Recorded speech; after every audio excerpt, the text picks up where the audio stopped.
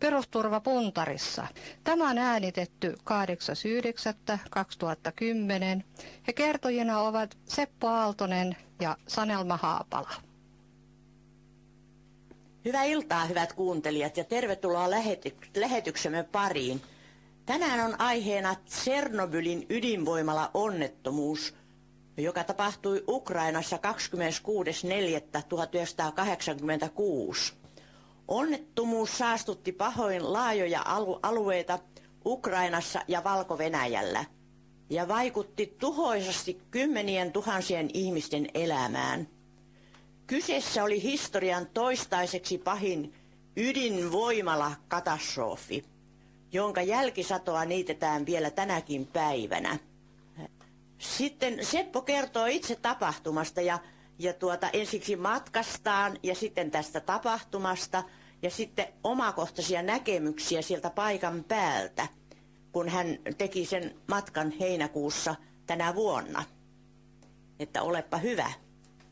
Käytiin Tšernobylissa heinäkuun puolessa välissä ja ajettiin moottoripyörillä sinne Kiovaan ja Kiovasta meillä oli järjestetty päivän kiertoilu Tšernobylin alueelle. Kiertoilu oli aikaisemmin järjestetty. Ukrainan sisäministeriöltä piti anoa kulkulupa alueelle ja se oli hoidettu jo täältä Helsingistä kevään kuluessa. Ja matkamme alkoi Kiovasta hotellin pihasta Volkkari Kleinbussilla. Ajettiin tuommoinen reilu 100 kilometriä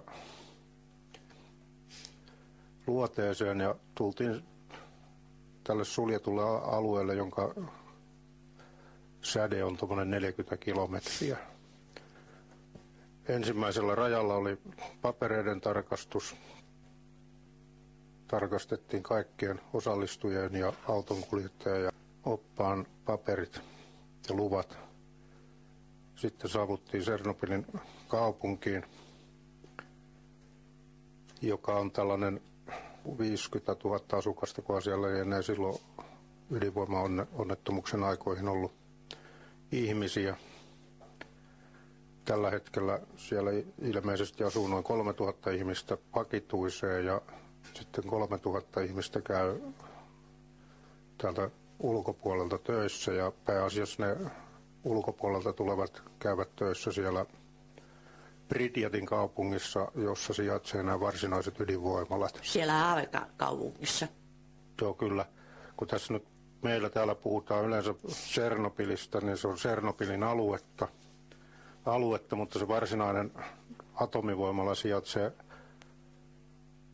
Pripjatin kaupungin liepeillä ja Pripjatin kaupunki on perustettu samoihin aikoihin kuin Pripjatin kylästä on alkanut muodostua kaupunki samoihin aikoihin, kun ydinvoimaloita on alettu rakentamaan. Eli se on kehittynyt samassa suhteessa kuin ydinvoimala.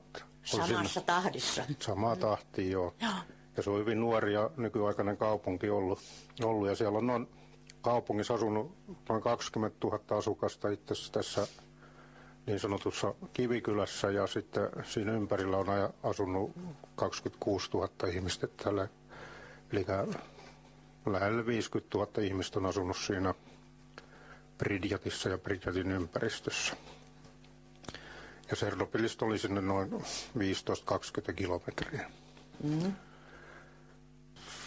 Saavuimme tuohon ydinvoimala-alueelle, jossa meillä oli tunti aika annettu. Eli siellä on suht voimakasta säteilyä ja sen takia tällainen aikarajoitus on sinne asetettu. Ja sanoisin vielä, että tässä kun tultiin tänne Tšernobyliin, niin siinä tuli sitten paikallinen opas kuvioihin mukaan ja siinä pidettiin sellainen niin sanottu informaatiotilaisuus, jossa opas selvitti meille kartalta tämän onnettomuuden säteilylevinneisyyttä ja niin edelleen ja selvitti sitä nykyistä säteilytilannetta ja sitten siinähän me jouduttiin kirjoittaa sellainen paperi alle, että ollaan omalla vastuulla siellä ja mahdolliset seuraukset vastataan itse sitten, jos sieltä jotain säteilyä sitten saadaan. Ja teitä oli 4 kaveria. 4 kaveria oltiin jo. Muuta tällaista turvallisuusohjetta ei ollut, kun vältetään paljasta ihoa, että mekin oltiin varauduttu sitten tällaisella kertakaittihaalareilla ja sitten kengät piti jättää sinne, eli oli ilmoitettu, että ottaa varakengät mukaan, että kengät tulee jättää sinne sitten kun lähtee pois, koska siitä maasta irtoaa sitä pölyä ja siinä voi olla näitä vaarallisia hiukkasia. Mutta tultiin sinne voimala-alueelle ja siellähän oli 4 reaktoria toiminnassa ja siinä nähtiin 1, 2 ja 3 ja sitten tämä 4 sarkofaasi, jossa on tämä arkku, jossa tämä ydinfuusio edelleen jatkuu. Eli 4 reaktori oli se, joka räjähti siellä. Ja sitten suuri keskeneräinen työmaa, jossa oli 5 ja 6 reaktorin rakennus jäänyt kesken. Eli siellä oli nostokurjet ja rakennusvehkeet kaikki paikan päällä edelleen. Että sitä oli tarkoitus laajentaa vielä. 2 uutta reaktoria oli rakenteella, että ne jäi hiukan kesken. Ne oli aika pitkällä jo niin kuin rakennettu. No tunnin alueella kierreltiin juuri näitä alueita autolla ja pysähdyttiin aina välillä kuvaamaankin. Sinne nyt mitään ihmeellisiä havaintoja tullut, mutta se, että se alue oli siistiä ja sitten siinä oli niin kuin puiston tapaisesti kaikki kunnostettu, että alueet oli hoidettu. Opas esitteli meille ne paikat ja sitä ajettiin tämän räjähtäneen reaktorin viereen, jossa on 20-vuotismuistomerkki siitä räjähdyksestä. Ja sen kohdalla päästi sitten valokuvaamaan ihan reaktorin vieressä ja siinä oli minuutti aikaa olla, että siellä on niin voimakasta säteilyä tällä hetkellä, kun se sarkofaagi vuotaa sitä säteilyä, eli se on alkanut rapautua. Että sitä tulee niin kuin jatkuvasti. Jatkuvasti ja siellä on nyt työmaa, että sitä korjataan koko ajan sarkofaasia. Ja siinä on ihan tässä lähistöllä oli sitten tällainen uusi teollisuushalli, varmaan 200 metriä pitkä, jossa sitten rakennetaan näitä elementtejä sun muuta. Siinä oli betonitehtaan näköiset laitteet ja jotain tällaista. Että nyt on arvioitu, että ei niitä päästy katsomaan ihan sisältä, mutta näköhavaintojen mukaan. Eli siinä tehdään sitten niitä tarvikkeita, jolla sitä kuorta vahvistetaan koko ajan. Joo. Ja sitten siihen tuli 2-raiteinen rautatie, niin siinä 1 raidepari oli kunnostettu, jota kautta sitä tavaraa sitten kuljetetaan pois ja sinne. Ja siellä jonkin verran oli liikennettä, muutamia autoja ja ihmisiä liikkui siellä, että työt oli käynnissä, mutta aika hiljainen se alue oli noin kokonaisuutena se. Että sen alueen turvallisuudessa niin kuin vielä pidetään huolta. Kyllä joo, ja se vaatii ne 3 alasajettua reaktoria, nekin vaatii huoltoa, että se ei ole niin yksinkertaista ne atomivoimalla lopettaminen, että pannaan hana kiinni ja lähdetään kotiin, ovet lukkoon. Niin. Jälkihoitokin vaatii vielä hyvin monia vuosia. Jälkihoito vaatii 10 vuosia, että se on tällaista. No 14 vuotta on jo kulunut. 24. Ai, niin, joo. 24, kun justiin. 24 vuotta. Tässä on hyvä just, että tämä sarkofaagi ei ole kestänyt kauempaa, että se on nyt niin kuin uusittava. Se ydinreaktio on edelleen siellä voimissa ja se kestää vähintään 20 000 vuotta, toiset sanoivat 100 000 vuotta. Eli siitä jää perillisille melkoinen pommi jälkipolville. Jos ei sitten tekniikka kehity niin paljon, että pystytään se pysäyttämään se ydinreaktori, mikä siellä nyt pyörii.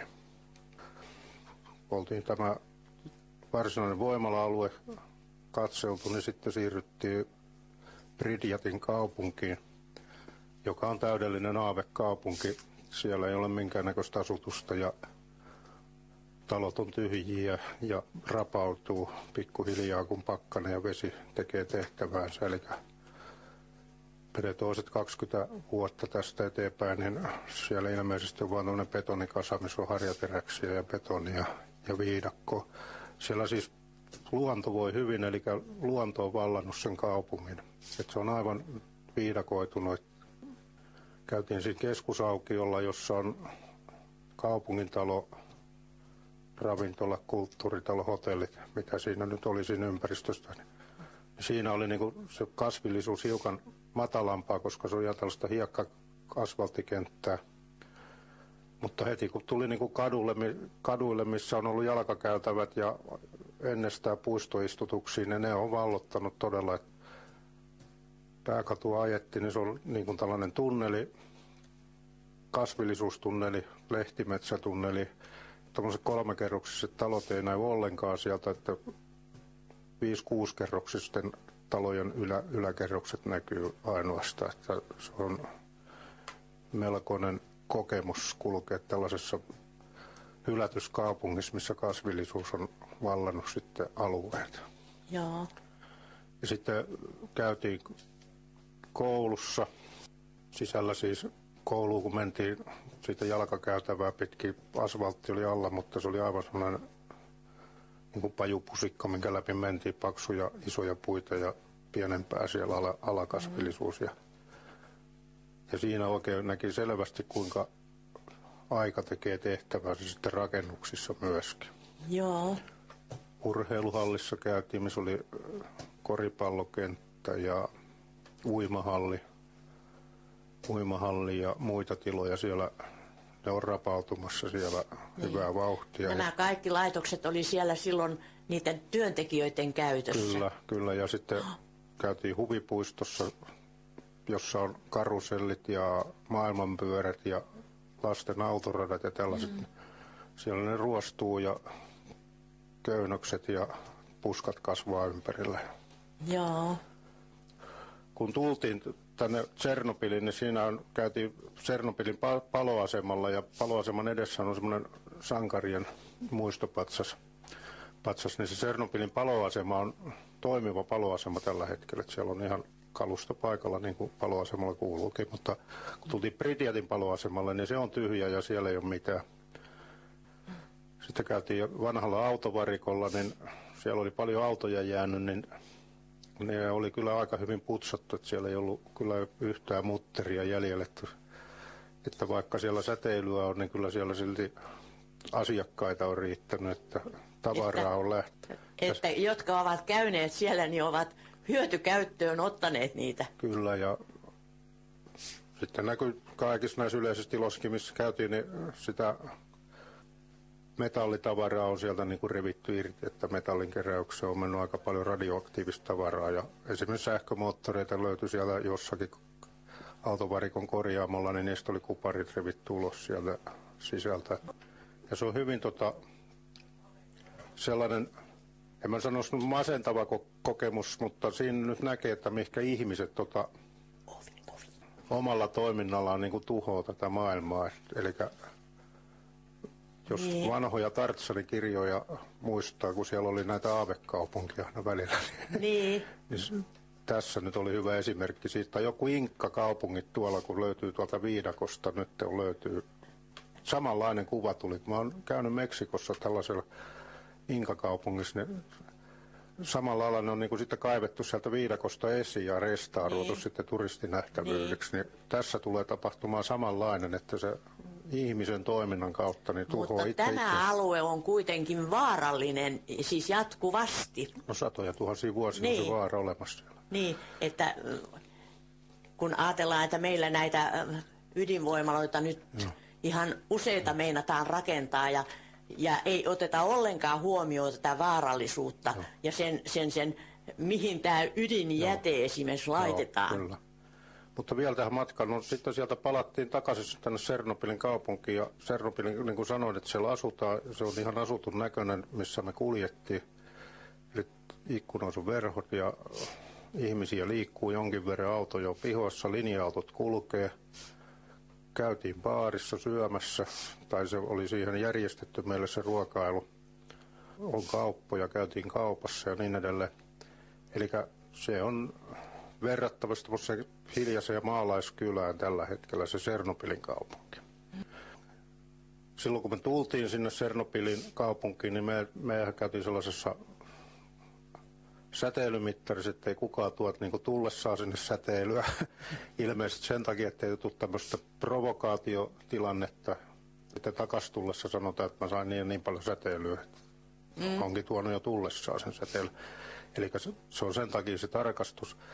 Ja takas tullessa, kun tultiin sieltä Pripyatista, niin auto tarkastettiin, auton alusta ja renkaat tarkastettiin 2 kertaa siinä matkalla. Kun samalla lailla taas paperit tarkastettiin. Siinä oli niin kuin 3 paperitten tarkastus kaikki näillä väleillä.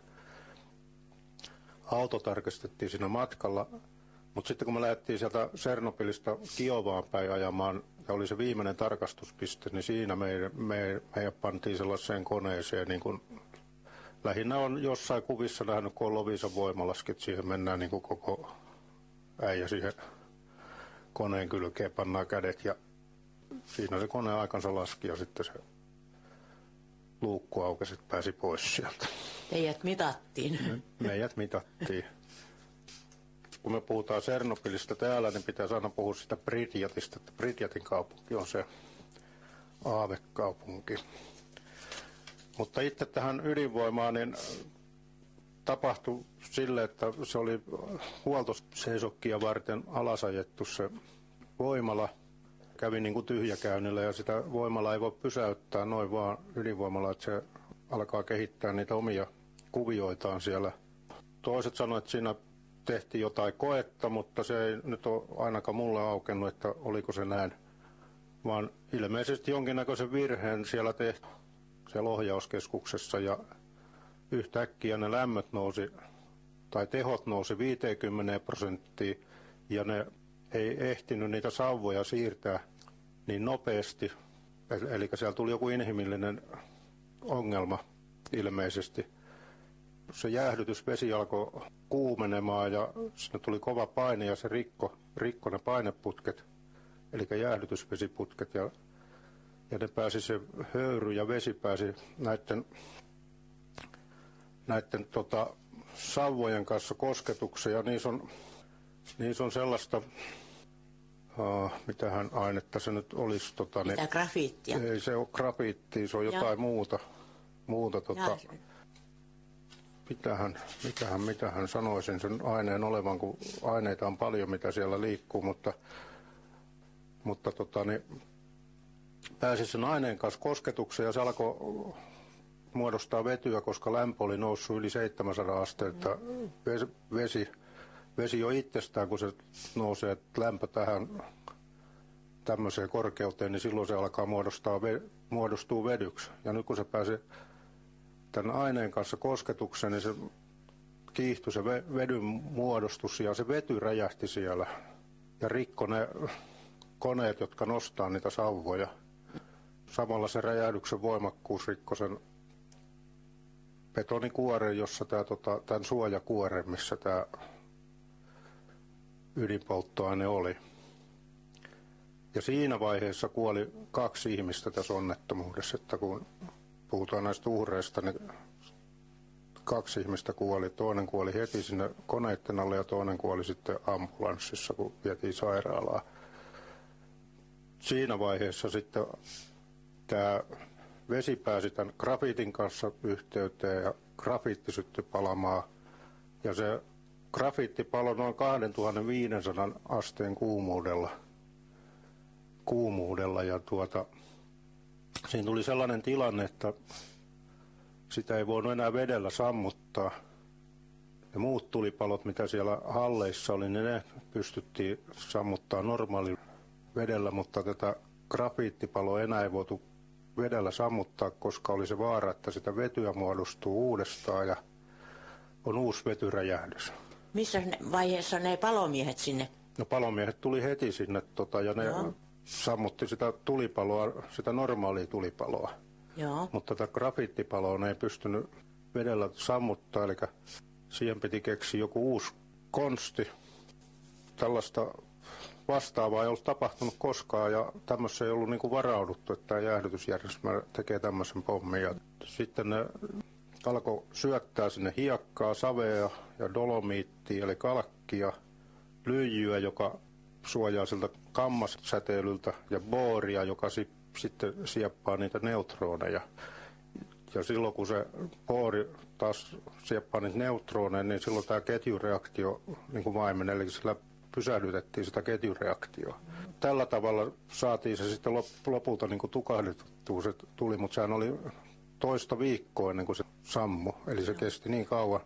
Tässä vaiheessa siellä, kun oli se vesi alle siellä sen reaktorin alla. Niin, tässä tuli sitten sellainen tilanne, kun tätä hiekkaa ja muuta siihen päälle ajettiin. Tuli vaara, että se tipahtaa sen pohjan läpi tämä reaktio. Reaktori se sinne atomit, veteen. Niin, sinne veteen ja taas tapahtuu uusi vetyräjähdys. Sitten siellä on vielä, tämä maaperä on soista, maassa vettä. Eli jos se olisi päässyt sinne maahan, ketjureaktio jatkuisi edelleen, eli sitä ei olisi pystytty sammuttaa ollenkaan. Tai eihän se ole sammunut vieläkään, mutta sitä ei olisi pystytty hallitsemaan. Eli aina olisi tullut uusi vetyräjähdys. Eli siinä tuli tämmöinen Kiina-ilmiö olisi tullut, jos ei sitä olisi saanut estettyä sitä tippumasta sinne veteen. No siinä oli sitten 3 sankaria, jotka sitten näitä kaapelikanavia ja muita putkikanavia pitkin menivät sukelluspuvuissa sinne. Henkensä uhalla sinne alle ja saivat sieltä ne vesihanat auki, että siellä pumput sai sitten pumpattua ne vetet pois. Koko Kiovan alueelta kaikki irtonainen palokalusto komennettiin sinne alueelle ja pumpattiin se pohjavesi pois sieltä. Kuivatettiin se maasto. Juuri sen takia, että tämä reaktio ei pääse jatkuu, jos tippuu. No sitten tuli Leningradin ja Moskovan metrorakentajat, porasivat alle sinne reikiä ja jäädyttivät sen typellä sen maan, valovat sinne sen arkun pohjan, joka on tänä päivänä siellä. Joo. Eli siellä oli äärettömän suuret operaatiot, millä tämä pelastettiin tähän tilanteeseen, missä se tällä hetkellä on. Niin. Ja sitten jos ajatellaan, että kun nyt propagandassa sanotaan, että ei ollut neuvoja eikä ollut mitään ohjeita, että miten menetellään, niin siellä kuitenkin heti ryhdyttiin toimeen. Kyllä joo, siellä oli viranomaisilla kaikki hanskaset. Aamulla jo liikenne kiellettiin Pridjatin kaupungissa, 1100 linja-autoa kerättiin sinne. Pridjat ja sen lähialueet tyhjennettiin heti seuraavana päivänä. Evakuointi aloitettiin heti. Ja kaikille evakoille oli paikka, mihinkä ne menee, evakuointikeskukset, ja jokaiselle vielä annettiin rahaa, saivat sitten niin kuin alkupääomaa siitä, että pärjäävät. Mutta sehän lähtöhän oli sellainen, että ei sitä tiedetty, että sinne ei palata. Niin. Eli tämä on niin kuin se ihmisten strategia, että sinne jäi paljon tavaraa ja muuta, koska ei saanut mitään ottaa muuta kuin käsimatkatavarat mukaan, kun lähdet. Eli tämähän oli silleen ihmisille kova paikka. Kova evakkoon lähtö. Kyllä. Ja sitten myöhemmin evakuoitiin sitten tämä Tsernobylin kaupunki ja sitten se ympäristö, mitkä oli pitemmällä tästä alueesta. Joo. Tässä on propagandasana just muotittu, että kun ei tullut tietoja, mutta itse siellä oli homma niin kuin koko ajan hanskassa. Ja sitten on kiitellyt länsimaiset asiantuntijat sitten jälkeenpäin, että tällaista ei olisi ehkä täällä Englannissa, Amerikassa, mistä vastaavia nippanappatapauksia on ollut, niin ei olisivat pystynyt samanlaiseen suoritukseen, mitä tuolla pystyttiin.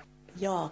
Mutta itse tähän vielä, että siellähän kuoli lähes 2000 ihmistä jälkikäteen näihin säteilyvammoihin. Sitä ei tiedä kukaan, kuinka paljon on näitä muita tauteja tullut sitten sen jälkeen. Mutta tässä nyt nähdään, että ydinvoima ei ole hallinnassa. Niin, se on vaarallinen aine.